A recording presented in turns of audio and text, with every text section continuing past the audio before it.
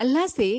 عشق کی شروعات کیسے ہوتی ہے؟ بندے کو کب پتہ چلتا ہے کہ اسے اللہ سے عشق ہو رہا ہے؟ اللہ سے عشق کی شروعات کا احساس بندے کو اس وقت ہونا شروع ہوتا ہے کہ گناہ کرتے ہوئے وہ کئی بار سوچتا ہے، اور اگر خدا نہ خواستہ گناہ ہو بھی جائے تو اس پر پچھتاوا اسے چین سے جینے نہیں دیتا،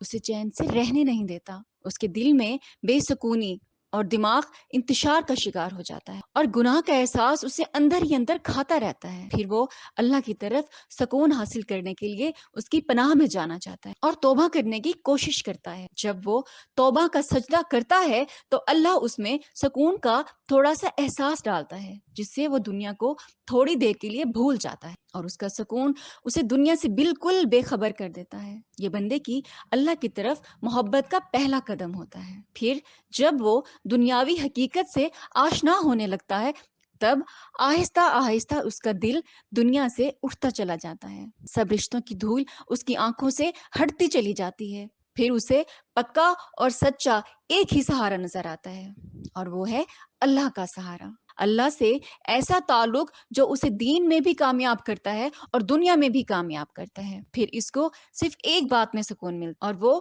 اللہ کی بات کرنے میں سکون ملتا ہے، اللہ کا ذکر کرنے میں سکون ملتا ہے، اللہ کی نماز پڑھنے میں سکون ملتا ہے، اللہ کا قرآن پڑھنے میں سکون ملتا ہے، اور یہ جذبہ دھیرے دھیرے اس کے دل میں دین کو آباد کرتا ہے، اور پھر وہ اللہ کے عشق میں اللہ سے قریب تر ہوتا چلا جاتا ہے، اور اس کی محبت دھیرے دھیرے عشق میں تبدیل ہونا شروع ہو جاتی ہے۔ پھر اسے یہ کہنا نہیں پڑتا کہ ثواب حاصل کرنے کے لیے یہ کرو وہ کرو، ایسا کرنے سے اس طرح سے ہوگا۔ پھر وہ خود اپنے اللہ کو راضی اور اس کی محبت اور اس کی نظر کرم پانے کے لیے دن رات کوشش کرنا شروع کر دیتا ہے، اور اگر اس عادت میں مستقل مزاجی سے کام لے تو عشق کا درجہ پانے میں کامیاب ہونا شروع ہو جاتا ہے۔ یہ زندگی کا دستور ہے کہ جتنا گڑ ڈالو گے اتنا ہی میٹھا ہوگا، جتنا اللہ کا ذکر کرو گے اتنا ہی کامیابی نصیب ہوگی، اور جتنا اللہ کے ناراض ہونے کا خوف رکھو گے اور راضی کرنے کی کوشش کرو گے اتنا جلدی اللہ تعالیٰ کی قربت حاصل ہوگی، اور اللہ سے عشق کا معاملہ